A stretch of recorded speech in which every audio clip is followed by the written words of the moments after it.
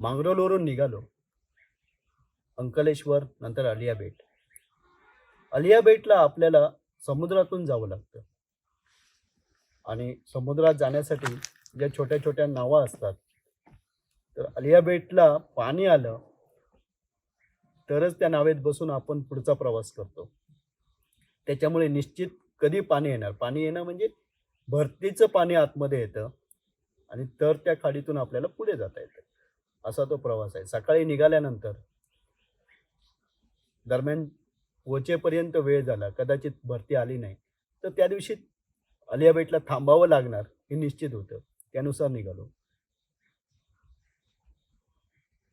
वाटेत जाताना बलबला कुंडला जायचं निश्चित झालं. दुपारी तिकडे जाऊया. बलबला कुंडाचं दर्शन घेतलं. बाजूलाच आश्रम आहे. आश्रमात दुपारी जेवणाची विनंती केली गेली. तिकडे दुपारी जेवण केलं.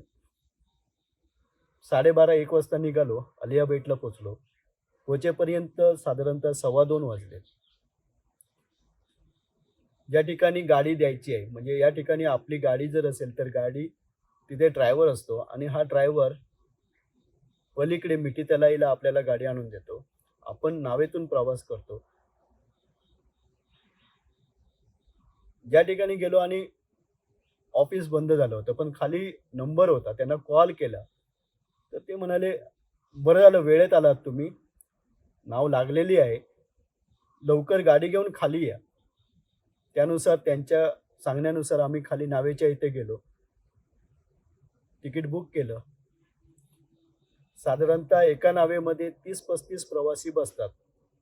त्यानुसार एक प्रवासी गट होता, त्यामध्ये आम्ही जाऊन बसलो. गाडीची किल्ली दिली आणि पुढचा नावेचा प्रवास चालू झाला. हा प्रवास साधारणतः 2.5 ते 3 तासाचा होता. त्याच्यामुळे आम्ही 3 तास एकत्र असणार होतो आणि सगळे महाराष्ट्रीयन असल्यामुळे मराठी भाषिक होते. जाता जाता ओळखी झाल्या आणि त्यांना समजलं की मी एकटा प्रवास करतोय किंवा एकटा परिक्रमा करतोय गाडीने. त्यांची उत्सुकता वाढली. ते जाणून घेत होते. साधारणतः 5:30 वाजता आम्ही मिठी तलाईला पोहोचलो. मिठी तलाईला पोहोचल्यानंतर ही सगळी मंडळी माझ्याजवळ आली. खूप आत्मीयतेने चौकशी करत होती. त्यांना खूप वेगळं वाटलं आणि पुढचा प्रवास की सावकाश करा, सांभाळून करा. मी म्हटलं सांभाळून करणारा मी कोण आहे? माझ्याबरोबर मै आहे. ती प्रवास करून घेते. काही लोकांनी पैसे दिले, तर काही लोक पाया पडत होती. गाडीत जेव्हा मी बसलो तेव्हा सगळी मंडळी जवळ येऊन मला शुभेच्छा दिल्या आणि गाडीत असतानाच आता पुढे काय करायचं? मिठी तलाईला थांबायचं की टिळकवाड्याला जायचं? तर टिळकवाड्याला टेंबेस्वामींचा आश्रम आहे आणि त्याच्यामुळे ओळखी होत्या. पंडे काकांना कॉल केला. ते बडोद्याला असतात. तर टिळकवाड्याला व्यवस्था होईल का म्हटलं रात्री राहायची? तर ते बोलले की आत्ता व्यवस्था काही होणार नाही. तुम्ही जात असाल तर बाजूच्या घरातनं आमच्या घराची किल्ली घ्या आणि आमच्या घरी मुक्काम करा, पण जेवणाची व्यवस्था काही होणार नाही. आणि साधारणतः 6-6:30 वाजले होते. तेव्हा पोहोचेपर्यंत आम्हाला 10-10:30 वाजणार होते. तर बाकीच्या सगळ्या गोष्टी मग राहणार होत्या. त्याच्यामुळे मिठी तलाईलाच थांबण्याचा बेत केला आणि मिठी तलाईला थांबलो. मिठी तलाई म्हणजे गोडं पाण्याचं तळं. त्याच्या बाजूला आश्रम आहे. राहायची व्यवस्था झाली. आसन लावलं. संध्याकाळची जी प्रात्यविधी होत्या त्या सगळ्या करून पूजा अर्चा झाली आणि त्याच्यानंतर एक पुण्याचे कोणीतरी ग्रहस्थ आहेत. ते सगळ्या परिक्रमावासींसाठी तिकडे जेवणाची व्यवस्था करतायत आणि ते सेवा देत आहेत. तर त्यांनी आमचं जेवण बनवून ठेवलं होतं. हे आम्हाला माहीत पण नव्हतं. आम्ही गेलो. त्यांनी बोलावून नेलं. जेवायला वाढलं. दुसऱ्या दिवशी पुन्हा सकाळी निघताना ते समोर आले. सकाळी त्यांनी निरोप दिला आणि आम्ही निघालो. पुढे नेमावरला जाऊन थांबायचं, आज रात्री मुक्काम करायचं हे ठरलं. जसजसं पुढे जात होतो तर नेमावरला जाताना वाटेत टिळकवाडा आहे, चला टेंबेस्वामींचं दर्शन घेऊ आणि नंतर नेमावरला जाऊ पुढे. म्हणून ज्या मुख्य रस्त्याने जात होतो तर आडवाट करून टिळकवाड्याला आलो.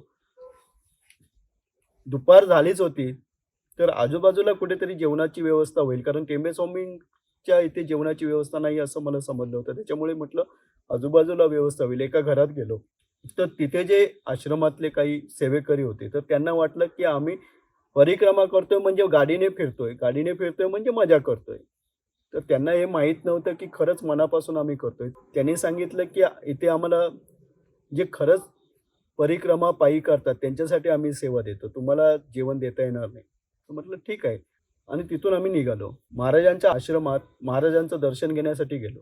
आश्रमात गेल्यानंतर दर्शन घेत असतानाच बाजूला जेवणाची सगळी व्यवस्था चालली होती आणि तिकडे काही ओळखीची मंडळी होती.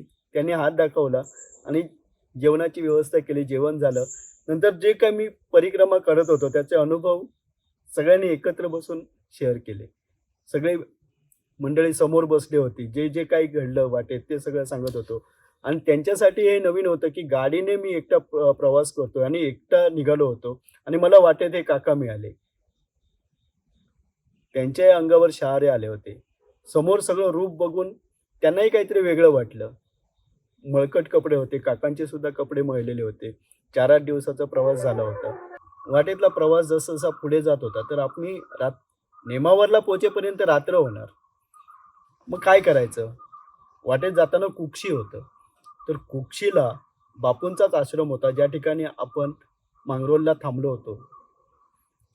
बापूंना कॉल केला, की कुक्षीला आमची सोय होईल का? तर बापू बोलले, "सोय होईल आणि मी पण रात्री येतोय तिकडे." आणि काय योगायोग होता, की बापूंच्या सोबत परत राहायला मिळणार होतं. कशाचाही न विचार करता आम्ही कुक्षीला थांबायचं ठरवलं. कुक्षीला थांबलो. साधारणतः 6-6:30 झाले होते. बापू येईपर्यंत 8-8:30 वाजले. परत बापूंच्या सोबत गप्पा गोष्टी. ज्या गोष्टी सगळ्या चालू होत्या, ह्या आध्यात्मिक होत्या. पण ह्या अध्यात्मात विज्ञान दडलेलं होतं. का गोष्टी करायच्या? आयुष्यात का असे प्रसंग येतात? बापूंच्या सोबत काही गोष्टींचा उलगडा होत होता.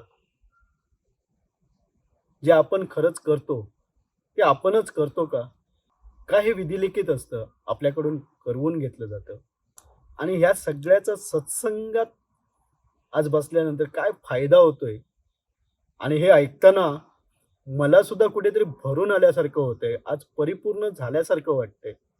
परिपूर्णता ही निश्चितच कधीच होत नाही. कारण ज्ञानाचा घडा हा कधी भरलेलाच नसतो आणि तो मोकळाच असावा लागतो.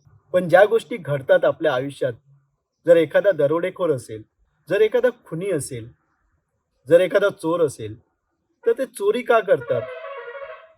निश्चित त्यांच्या मनात ते तसं असतं का? किंवा एखादा पुण्यवान असेल, तर तो पुण्य का करतो? हे सगळे करण्यामागचे जे विधिलिखित काय असेल, शरीरामध्ये जे काय आपल्या हार्मोन्स आहेत, हे हार्मोन्स ही कृती करून घेत असतात. जे काही लिक्विड्स आहेत, अपोमाइन असेल, डोपामाइन असेल, सेरोटोनिन असेल, ही कृती करून घेत असतात आणि ती कृती नकळत घडते. प्रत्येकजण करतो तो आनंदासाठी, पण त्याचा शेवट कसा होईल हे प्रत्येकाला कुणालाच माहीत नसतं. महाभारतामध्ये रणांगणावर शेवटच्या 2 दिवसाच्या लढाईत कर्ण हा कौरवांचा सरसेनापती होता आणि श्रीकृष्ण भगवानांना हे माहीत होतं, की अर्जुनापेक्षा कर्ण हा श्रेष्ठ आहे. त्याच्यामुळे विजय हा निश्चितच कर्णाचा होईल.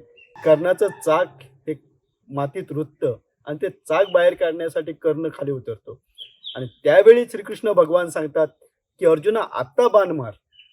हीच वेळ आहे." आणि त्यावेळी कर्ण श्रीकृष्ण भगवानांना विचारतो, की "हे नीतिमत्तेला धरून आहे का?" कर्णा, नीतिमत्तेचा जर तू विचार करतोस, तर ज्यावेळी द्रौपदीचं वस्त्रहरण होत होतं, त्यावेळी तुझी नीतिमत्ता कुठे गेली होती?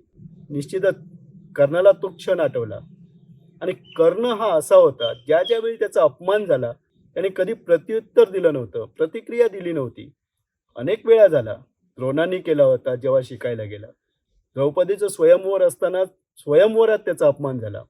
पण ज्या क्षणी द्रौपदीचं वस्त्रहरण होत होतं, त्यावेळी हा कर्ण दुःशासनाला उद्देशून म्हणतो, की "दुःशासना आत्ता हिला सोडू नकोस. ही त्याच लायकीची आहे."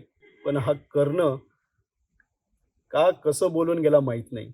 आणि कर्णाला पश्चाताप त्या क्षणी झाला होता, की मी हे बोललोच कसं? कसं बोलू शकतो मी? आणि त्या रात्री तो घरी गेल्यानंतर ऋषालीला म्हणाला, "मी असं बोलूच कसं शकतो?